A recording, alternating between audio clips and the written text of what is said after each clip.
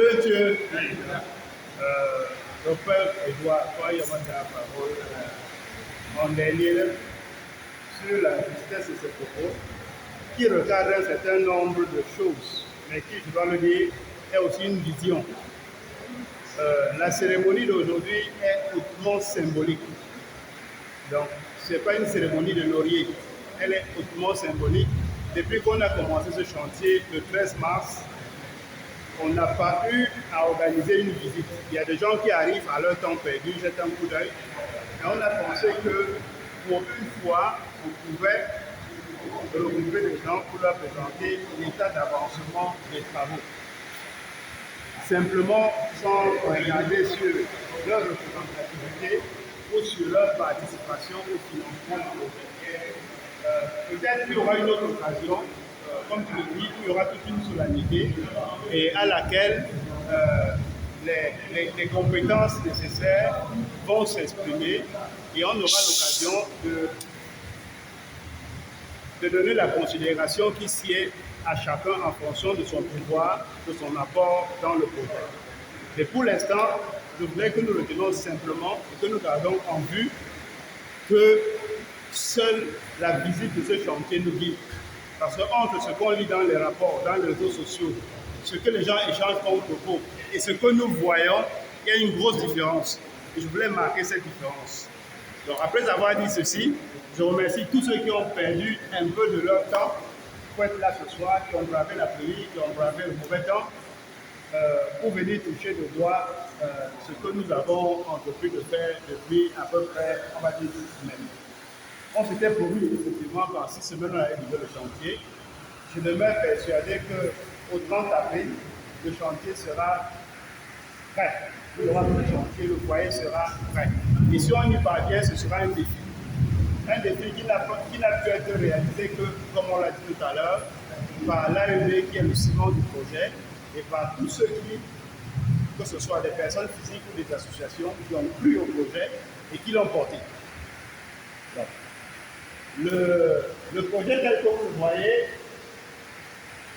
a été bâti sur l'existant. L'existant, c'était une salle qui est à terre simple, sur à peu près 105 mètres carrés.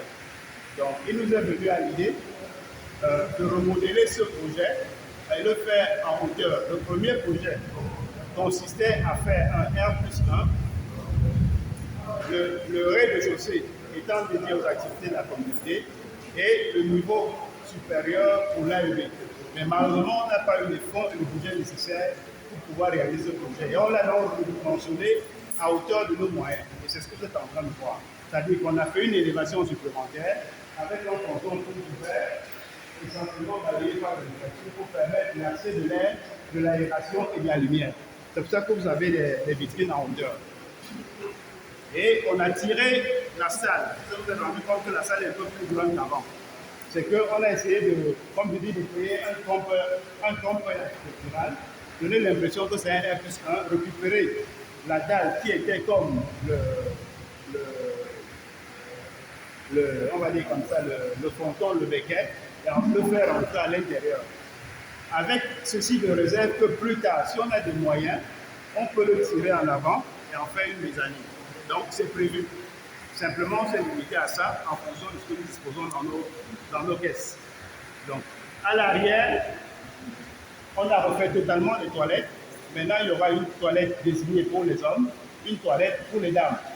Et sur le côté gauche, ça manquait un peu à notre salle, une salle qui est appelée à recevoir des gens, qui n'a pas un coin cantine à celui-là de moins.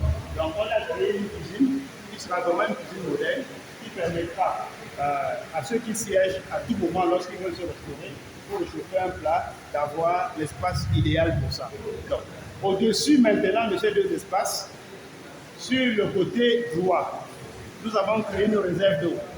Donc, il y a une réserve de 2000 litres d'eau qui permet de ravitailler le foyer en cas de coupure prolongée. Et sur le côté gauche, nous avons un espace débarras d'environ 10 mètres carrés. Donc, il peut nous permettre l'espace de rangement. Et l'accès, ce sera par échelle. Donc, voilà un peu la présentation en gros de la salle. Nous nous sommes dit qu'une salle qui peut être multifonction, c'est-à-dire en dehors des réunions, la salle peut être amenée à accueillir des présentations, des conférences. Et le standard voudrait qu'il y ait une régulation entre l'Assemblée et les présentateurs.